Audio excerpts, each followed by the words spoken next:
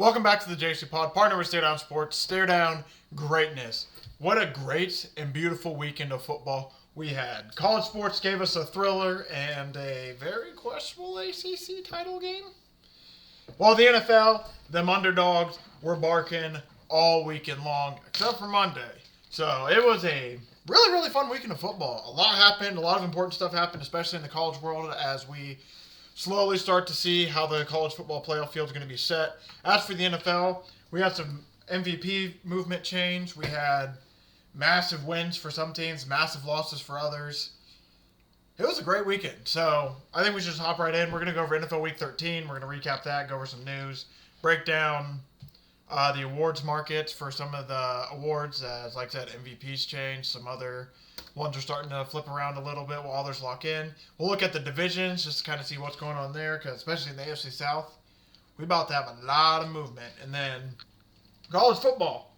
We got rivalry week. We're going to recap that. And then we're going to talk about the look ahead real quick, the conference championship week, what that has in store, and implications for the college football playoffs.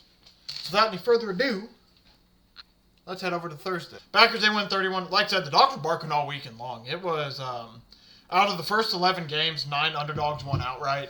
9 out of 11 covered, 7 won outright. It was, if you bet the dogs this weekend, it was a great weekend to do so. Because boy, oh boy, did they pop off. So like I said, Thursday, Lions, they end up losing to the Packers 31-24.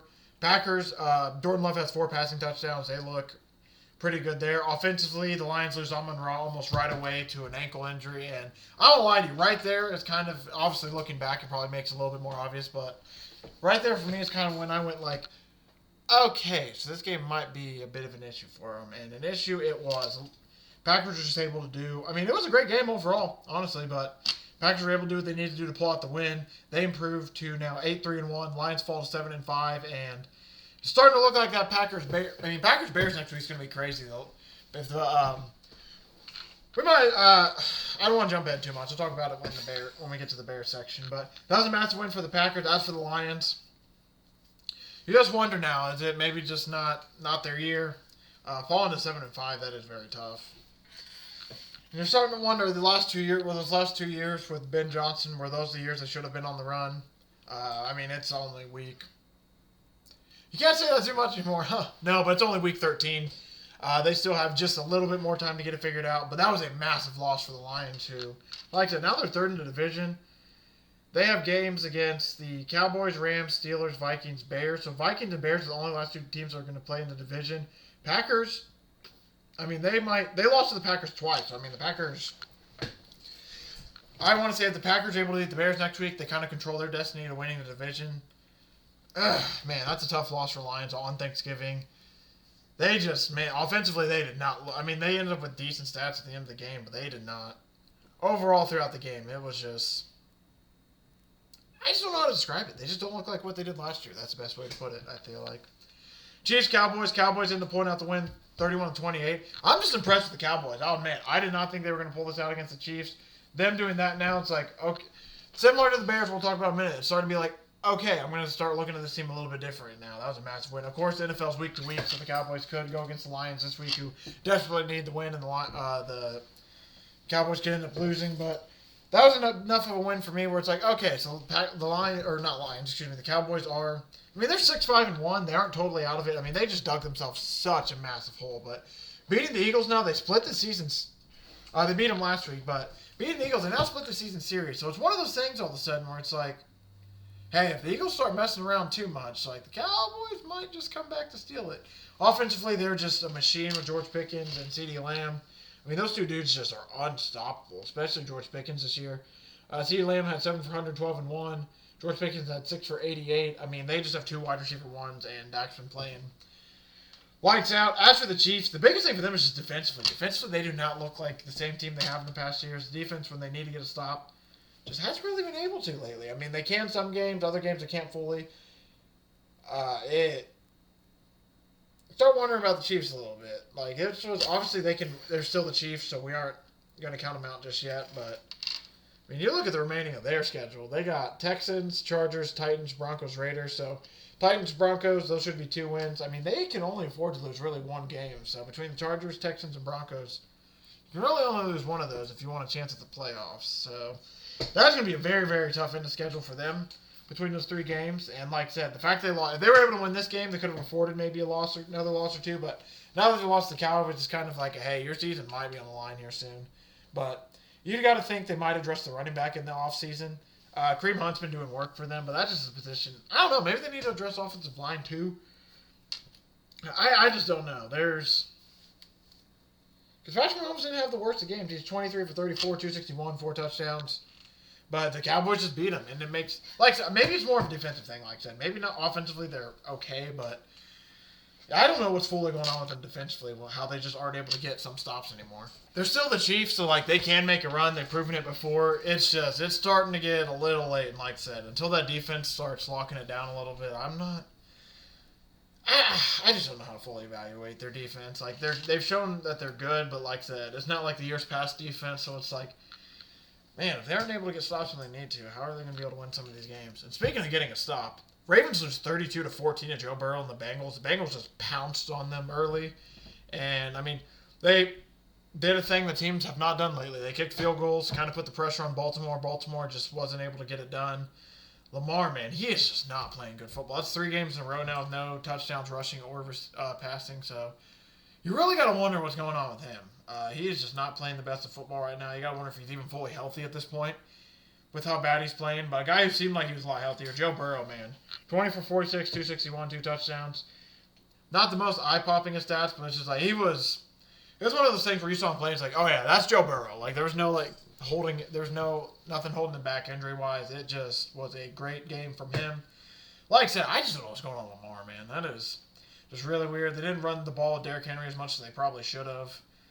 That was a very weird game. I wouldn't say now that looking back on it, not totally shocked the Bengals won, but how they won is like kind of blowing my mind. What is going on with the Ravens? This was a team that was super favored to win the division, even when they're 1-5, and now they just are. I don't know. It just comes down to Lamar and what's going on with him, I guess, right? The Bears, Eagles. Bears won 24-15. They just beat the soul out of the Eagles this game. They ran the ball however they wanted to with DeAndre Swift, with Kyle Monangai. I mean, Monangai had 22 for 130. DeAndre Swift was 18 for 125. Both of them had a rushing touchdown. I mean, they just took the soul of the Philadelphia.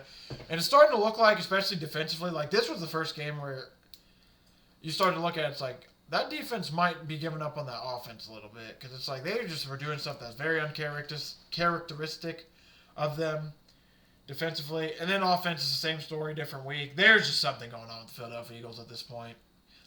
And they might not like each other at this point in the locker room. There just might be too much animosity in the locker room at this point. There's something going on behind the scenes, obviously, because there's no way this team, with how much talent they have and how good they should be playing, they should not be playing this bad. So I truly wonder what's going on with them because it's just getting weird. It's really, really weird for it to be. This definitely has to be something that's more than football. You got to think at this point. Texans, Colts. Texans ended up pulling out the win, 20-16. I'm not going to get into the officiating of this game because obviously with the hat behind me, it might seem like a little fanish and biased. But overall, there was a lot of games this weekend with some horrible officiating. This was one of them with just horrible call after horrible call. There's like a 4 or 5 minute span where there was just 4 or 5 completely missed calls by the referees. Colts don't get the job done, though. That's the story at the end of the day. It felt like there were a couple opportunities for them to just take that game over and finish it when the Texans gave them momentum and the Colts just weren't able to do it. You can tell that Daniel Jones just isn't 100% himself playing through the fractured fibula. I mean, he is okay, but it's just he's not having that run threat with him is just a big issue. And obviously you can't sit him too much because Anthony Richardson is dealing with the eye issue that he had because he got injured in pregame warm-up. So they'd put in Riley Leonard if they wanted Daniel Jones to sit. And best part for the Colts, coming into the toughest part of their stretch where 2 games against the Jags, 1 game against the Texans, game against the 49ers, game against the Seahawks. Yikes. And like I said, DeForest Buckner probably isn't coming back till, I guess he's back next week, potentially next week, which would be massive for the Colts. Ever since they lost him, this team, that's really, I think, been the key injury. Obviously, Daniel Jones being hurt hasn't helped them out at all, but the fact that they lost DeForest Buckner, that has been a massive injury for the Colts. They just haven't looked right defensively without him. Sauce Gardner's dealing with the calf strain. He's going to be week to week. Most likely could end up on the IR, but Colts make the playoffs, so for sure be back for that. But overall, I just got to give a shout out to the Texans, man. That defense is just legit. I mean, there was like the beginning of the game, I think the Colts went 3 and out or only ran like 10 plays their first 3 drives or whatever. I mean, that defense is just insane. If the Texans are able to make it into the playoffs somehow, if their offense can just figure it out, like, they're going to be a problem. If C.J. Stroud could play how he plays against the Colts, against every team every week, they would be... I would be shocked with them being Super Bowl favorites. He played for whatever reason, he plays really well against the Colts. He must just feel really comfortable against them. But overall, now the Texans are third in the AFC South. Colts are second. Jags are in first place. Colts play the Jags this week for potentially first place in division. It might not be because if the Texans win, they might. No, they won't. They'll still be a game behind win-wise. But yeah, this was great. JT was shut down kind of again in the run game. They just didn't. I don't know. I just felt like they should have used him way more, but I think defensively they were just able to control him in the game a bit. And then he did have 21 carries for 85 yards. He didn't have any big plays, but Alec Pierce, massive plays out of him. Nico Collins had a massive day for the Texans. Like I said, C.J. Stroud, I mean, he had 1 interception, no passing touchdowns, but just whenever they needed a big play, it felt like C.J. Stroud was able to get it for good portions of the game. I would say maybe 3 out of 5, maybe 3 out of 4 plays he would get it when they needed it. It was just like, man, come on. And then, like I said, it was tough loss for the Colts, who were just sliding a little bit. And like I said, once they get DeForest Buckner back, I think that'll help out a lot. And then, yeah, this injury to Daniel Jones might become an issue. Jaguars-Titans. Jaguars went 25-3. They just pounced on them early and were able to get a massive lead early and just kind of sat on it and played with that. I mean, this could have been way worse. Stats for everybody could have been way better, but they were just up such a big lead to the point where it just didn't matter. So, yeah, they just beat their ass basically. Seahawks, they beat the Vikings 26-0. You want to talk about an ass beating? I mean, whew. Brosmer did not have a good day, which that defense is so good, and this was the undrafted rookie's first start, so he was really going up against it. I mean, thankfully for him, J.J. McCarthy was not put up the best of games, so like even if his game was, I think, worse statistically than any game J.J.'s done so far. Could be wrong about that. It's definitely one of the worst ones, but regardless, quarterback-wise, I'm not blaming him too much. He was put in a very, very tough spot.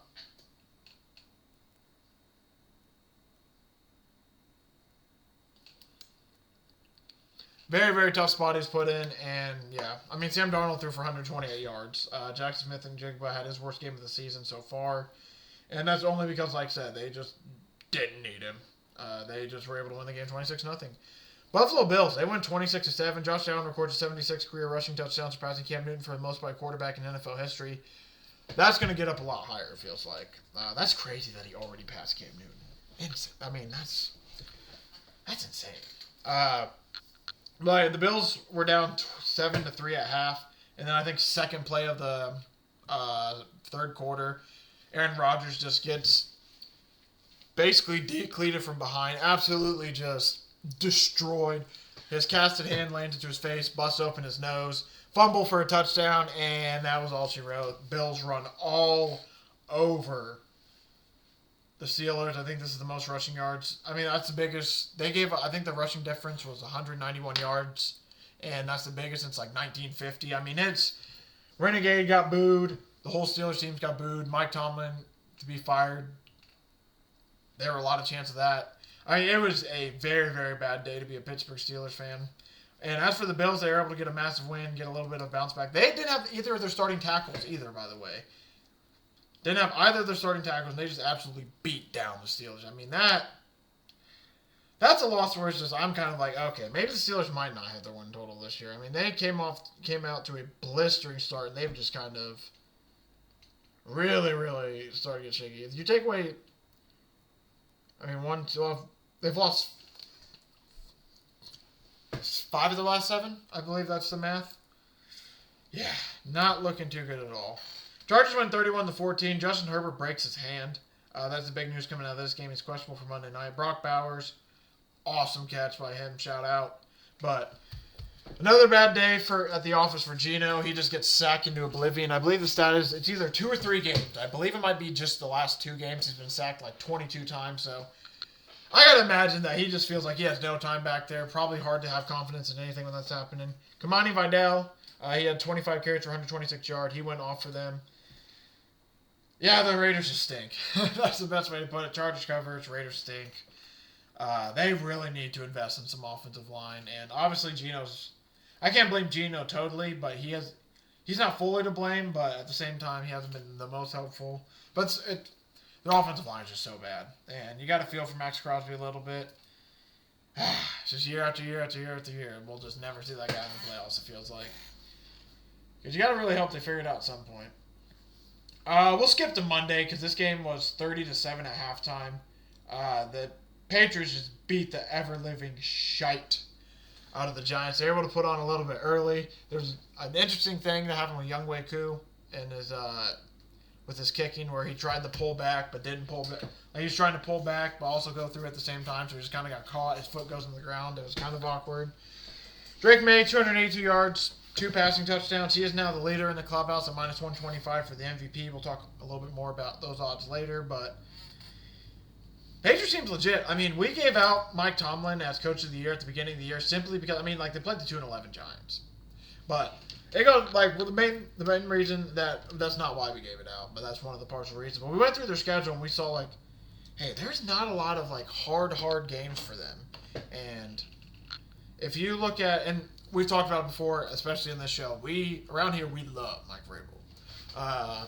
We understand how good of a coach he is and everything, especially because as a Colts fan, I had to watch him, and it was frustrating to watch him be on the other side because there's always a chance hey, even if they have the worst team out there, Vrabel's going to find a way to win, and that's all he does is he produces winners. It sounds like the culture has just completely changed over there in New England.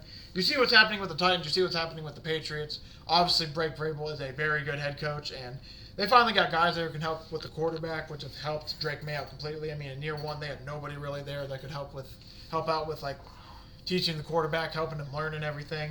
Now you got that. You got an easy schedule. You got a team it's just a team that likes each other. They like to be there. They play hard for each other. Everyone's buying in. They're the number 1 seed for a reason, and those are a lot of the reasons that, we predicted that some of this stuff would happen going into the season. I thought it was going to be even this great. I thought they were going to be good, but I didn't think they were going to be this great. Hey, shout out to us, by the way, pat in the back. Obviously, the season's not over yet, but that coach of the year is looking pretty decent. They go on a bye, then they got Bills, Ravens, Jets, Dolphins. At worst, you're probably looking at 13-4 for the Patriots, with even a chance to go 14-3, and there's a good chance Vrabel won coach of the year, which would be an awesome cash out for us. But overall, yeah, the Patriots just dominated them. Giants, they didn't look the best. Darts took some massive hits on the sideline. There's one from Ellis where it's that might be the hit that makes him be okay, maybe I should start getting out of bounds a little bit more because he got popped, dude. But shout out to the Patriots. They absolutely just blew them out. Let's go hop around, see if there's any other blowout games we haven't talked about yet. I think there's just basically, there's one blowout game, one other mad game to touch on. Then we got some of the good games from the day. Browns, they lose 26-8 to the 49ers. It was one of those things where the Browns defense didn't play horribly. They got set up in some bad positions as well, but overall, just 49ers just have a little bit more talent offensively. Originally, it looked like there was a chance where they might be able to steal the game. The Browns were, and then I can't remember the exact play. There was one play where they either went for it or it was a block kick, muff punt. It was something like that. Was it a muff punt? It was either a muff punt or a guy got popped and fumbled. Set up the 49ers in amazing field position to score another touchdown, and then that's kind of what set them up to lose. Also, there was an amazing catch by George Kittle, to end half. That was a big part of that as well. But overall, not the most exciting game. I don't really have too much to take away from it. The 49ers played bad at first, and all of a sudden it looked like they were going to pull away. And then they did pull away, and then they got the win. And once the Browns went down, their defense that can't play really from behind, they play a lot better. They can't play from behind, they play a lot better from ahead. So once they went down, it was kind of it. I guess there's actually 2 more games to talk about that are kind of meh. I mean, this ended up being a good game score-wise, but Jets-Falcons, Jets ends up kicking a 56-yard field goal to win it, which was pretty awesome. Tyler Taylor had a rushing touchdown with 1:53 left. They get the stop, get the ball back. Main reason we took Jets and Pickem, we're going to fake Kirk Cousins the majority of the season at this point. He's a little bit past his prime at this point. And, I mean, he didn't play horrible. Didn't play great. He didn't play absolutely horrible, though. But Jets get a massive win. Shout out to Adonai Mitchell for getting a massive touchdown. Probably great for him, man. That's just the best way to put it. Great for him, especially after everything happened with the Colts. But, yeah, Jets didn't do anything that was too eye-popping. They just played a great game and found a way to win. And as for the Falcons, it's starting to look like maybe trading that pick wasn't the best of ideas. Because now the Rams are looking like they're going to be set up pretty nice to have a pretty good draft pick going into next season because, for those of you who don't know, the Falcons don't have their own pick. They traded it to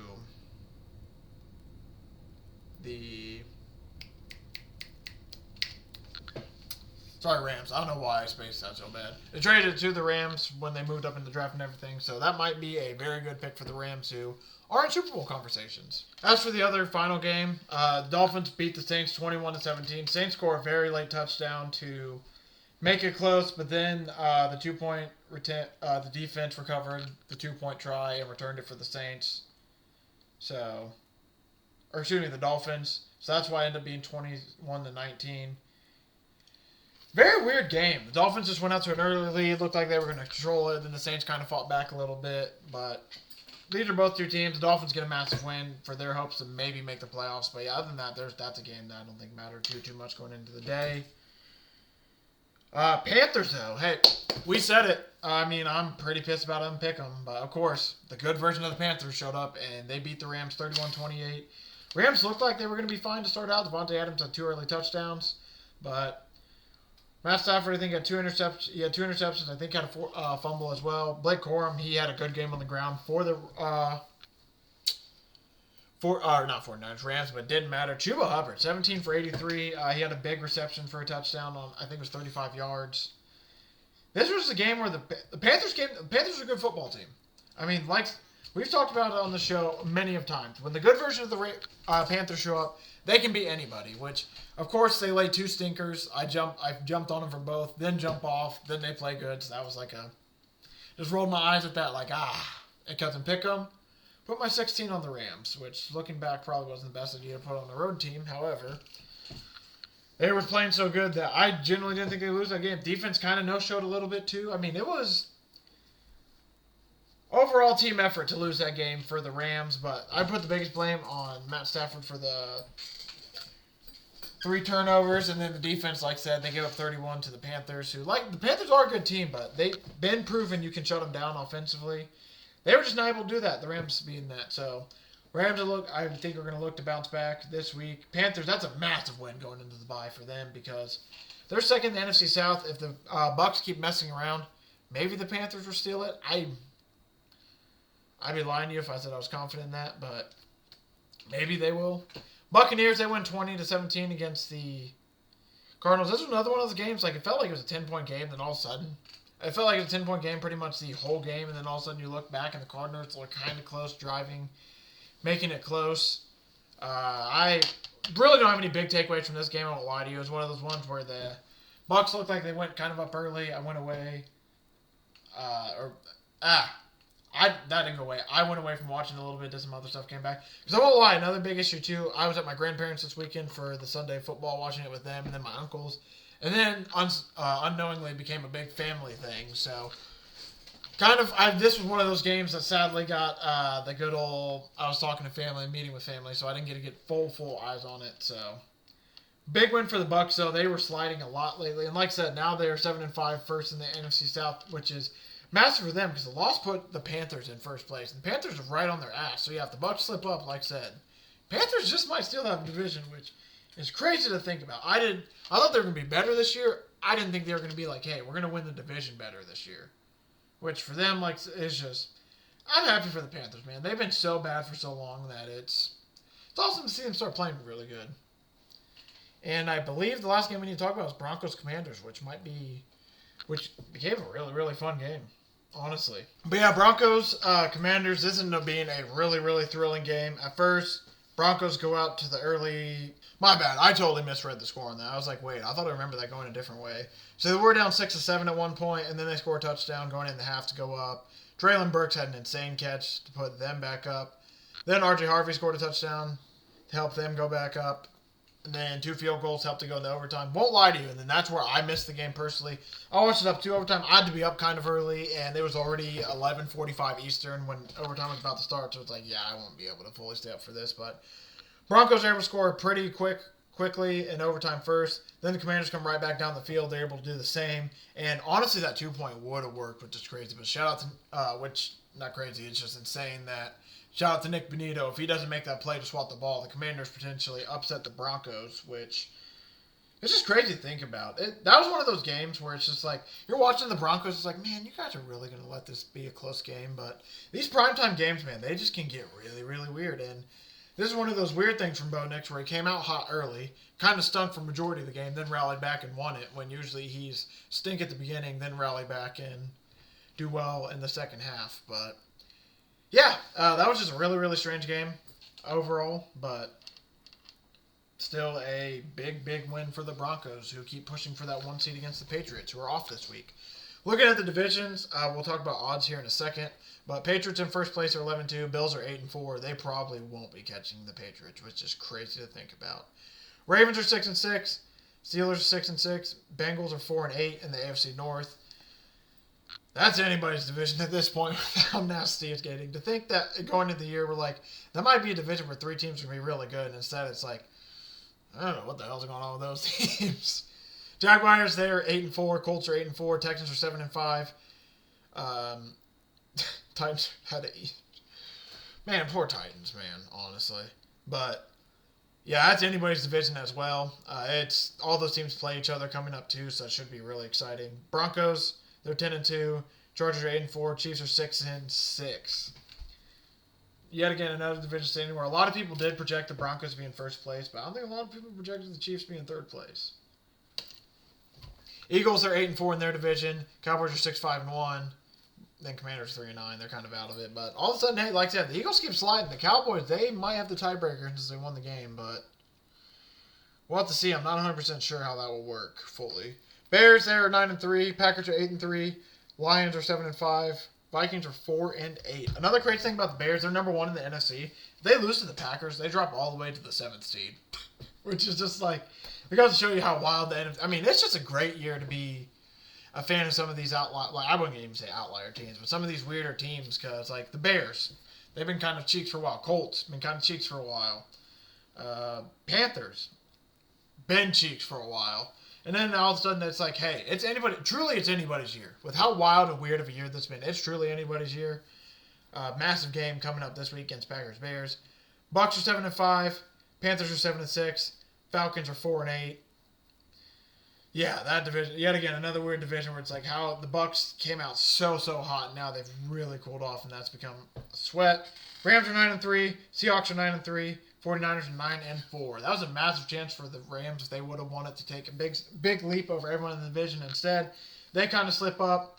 49ers and Seahawks both get massive wins, and now all of a sudden that division, it's coming down to a race. It's going to be a lot of fun. Should be a lot of fun. Like I said, division odd-wise, Bills are Patriots minus 650. That's probably locked up. Ravens are minus 195. Steelers plus 230. Bengals plus 850 if you think they got a shot. Colts are plus 135. Jags are plus 145. Texans are plus 310.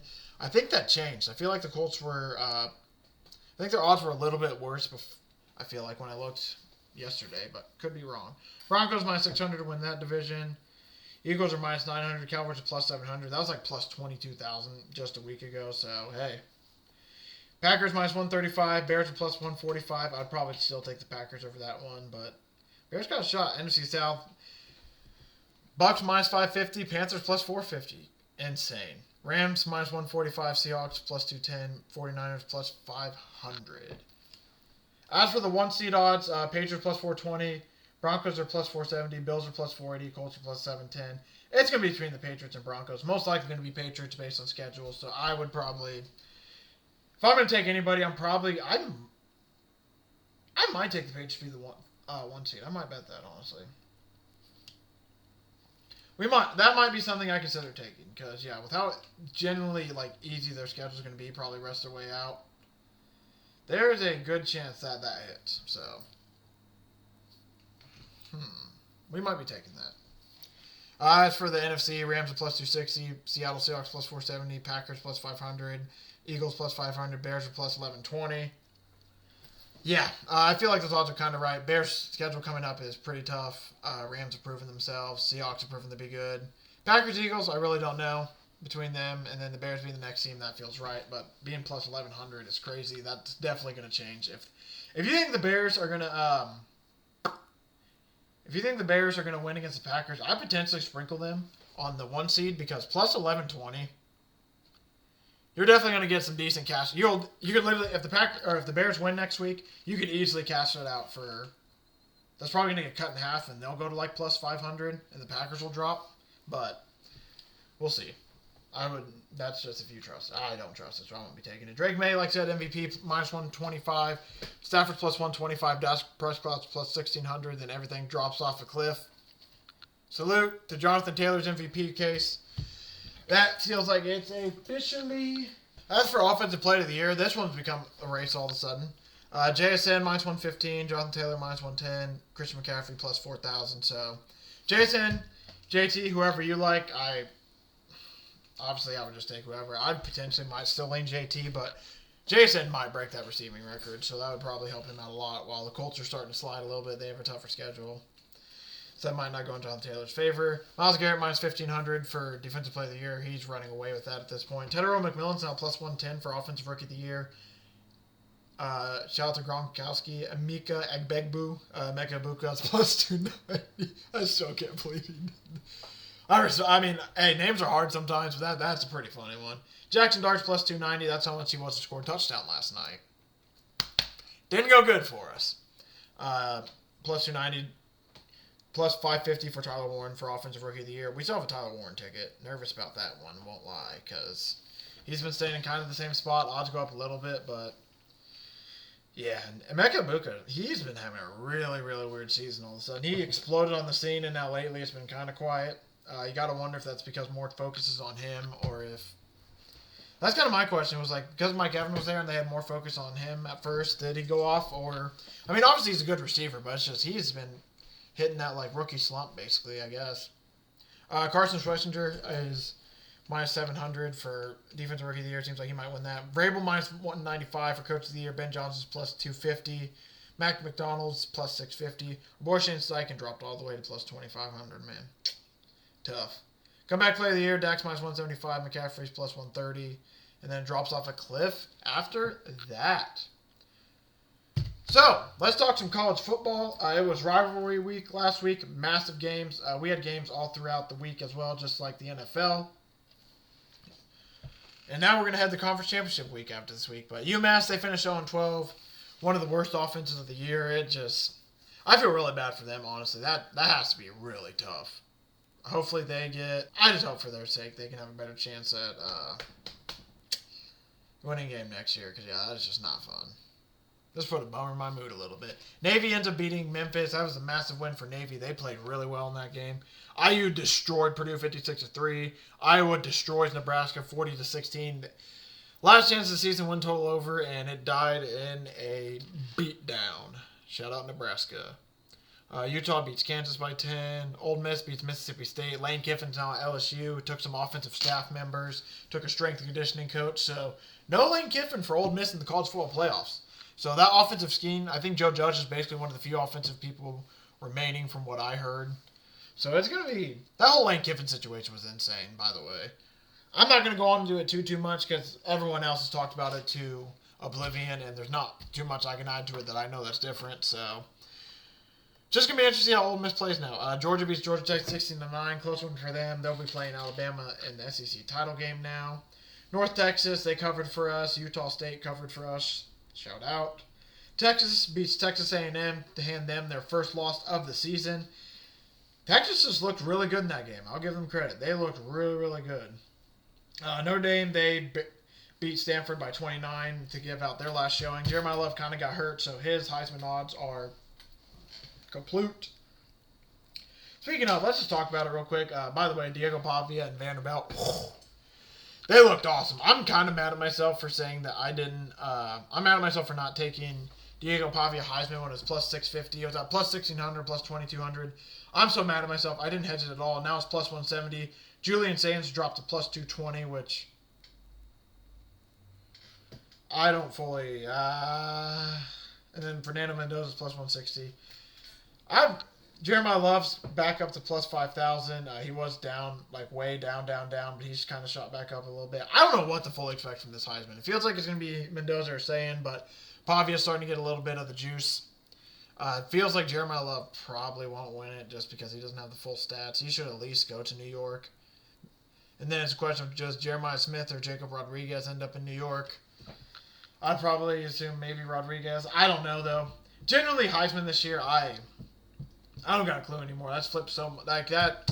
Thought I had to beat on it for a bit with Jeremiah Love, and then he got hurt. That kind of killed it. Wish I had some Pavia. I didn't. Now it seems like I thought Sam might be the one to win it if he has a good game, but now he's plus 220. Pavia's. I mean, to be fair, if I had to pick based on the three quarterbacks, I would probably go Pavia, honestly. Simply for like what if you look at what is it for me, it's either Pavia or Mendoza, and I'd probably go Pavia because it's nothing against Julian Sayin. He's played lights out. I think he might be the better quarterback of the three right now. But if you look at just what he's done for a program, you look at Diego Pavia. Vanderbilt was nothing without Diego Pavia, basically. Now they've been better. Mendoza, I mean, Indiana was kind of good last year, so that kind of hinders him a bit. And like Ohio State's Ohio State, so we know what that does to Sayin. So if I had to pick personally, I would give it to Pavia just based on the season. But then you look at the stats, it's kind of like, and that's for all these guys. So I just don't know, honestly. It's going to be interesting what they decide to do there. Louisville, they win 40-0. Let's get back to the scores, by the way. So Louisville wins 40-0. Miami and Florida, they win 38-7 against Pitt. They're just kind of now waiting to see what's going to happen with the ACC and the College Football Playoffs. Texas Tech, 49-0 win against West Virginia. Ohio State, they finally do it. They beat those guys up north. They win 27-9 against Michigan. Clemson handles South Carolina. I guess we didn't really need to bring that up. That doesn't matter too much. BYU, they start off really, really slow, but end up covering against UCF. Massive. There's a point in that game where I'm like, man, there's no way that covers. And fought back for us. Oklahoma wins 17-13 over LSU. Very tight one there. Duke beats Wake Forest to make the ACC title game. Yes, 7-5 Duke is in the ACC title game. Kind of nasty. Oregon, they beat Washington to pretty much seal their college football playoff, so they should be in. Vanderbilt, they win 45-24, like I said, against Tennessee. We'll see if they make it in. I really don't think so, sadly, just because of some of the teams they beat. I don't know if their resume is the best. That's what a lot of people have said. I mean, yeah, if you look at some of their wins, their best wins probably LSU, Missouri, or Auburn. I mean, maybe Tennessee. So Tennessee is probably the best win up to that point in the season. So if you look at it, it's not the best of resumes. UTSA loses their 25-game home win streak. They lose to Army. Virginia beats Virginia Tech, so they make the ACC title game as well. Tulane shuts out Charlotte.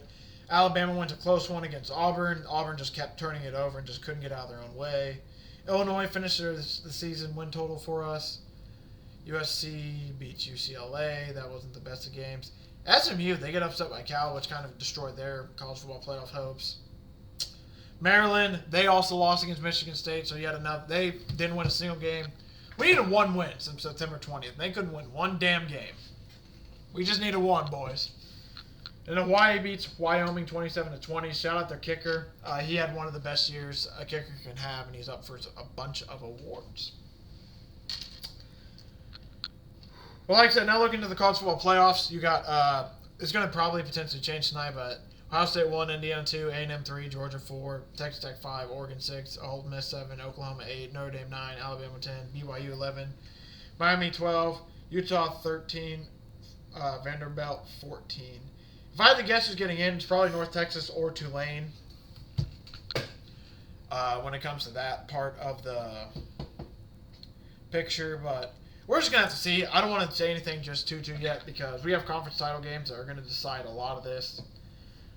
For example, these are some of the conference title games to look ahead as we finish up today. Jacksonville State is going to be taking on Kennesaw State. James Madison takes on Troy. If they're 22-point favorites, James Madison wins. Maybe they're one of the group. They might. If Duke, we'll get to it in a minute. We'll just get to it in a minute. Boise State, they're favored against UNLV. Tulane, 2-point dogs in North Texas. The winner of North Texas Tulane, good chance they're making the college football playoffs. Very good chance they're making the college football playoffs. Western Michigan takes on Miami of Ohio for the MAC. Texas Tech, BYU. If BYU wins, they're in. If Texas Tech wins, BYU's probably out, which is tough for them, but that's probably just how it's going to go potentially.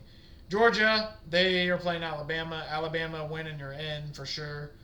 Georgia, they should just be in regardless, but if Alabama gets blown out, there's a chance Alabama's out. Indiana, Ohio State, both teams are in. And then Duke, Virginia, this is where chaos reigns. If Duke wins, there's a chance that Duke gets left out. We get James Madison and we get the American Athletic Conference Championship winner. But my understanding is the AAC should be in. And it's basically, as of right now, it's pretty much there's like 5 teams battling for like one spot. So it's conference championships is going to matter. I mean, it's going to be a fun weekend, man. I would say like stake-wise, like Indiana, Ohio State probably has the least amount of stakes, but Indiana's never won a Big Ten conference title ever. So that'd be something that's massive. But I would say there's some stakes in that game. All these games kind of matter. So it's going to be a fun weekend, man. I can't wait. But thank you all for watching. Thanks for the support. Really do appreciate it. We'll be back in this feed on Wednesday for Pickem Wednesdays. I guess on a Wednesday. But no, I won't lie to you. Pickem slowly starting to slip away from us a little bit. I mean, we're still having a good year, though, so we aren't going to complain too much. We can still try to make podium. And, hey, picks are going well. We got picks for NFL Week 14. We got picks for Conference Championship Week in college football. Man, it is crazy to think that. The season's over for college football. Regular season's done. We'll be giving out Conference Championship Week picks. We're in December. Christmas is in 3 weeks. NFL playoffs is in a month, I believe. I think we have 1, 2, 3, 4. We got 5. Sorry, I guess not counting. Counting this week, we have 5 weeks left. After this week, we have a month left of the regular season. Man, Colts-Texans are Week 18. That game went from not mattering to all of a sudden, it might matter. But like I said, thank you all for watching. We'll be back in this feed tomorrow to go over Pick'em, my bets, breakdowns for the week that's ahead, and man, just crazy to think how close we are to the end now because time's flying. So let's enjoy every last minute because the good stuff's approaching. We got bowl games. We got playoffs. We got football when it matters most.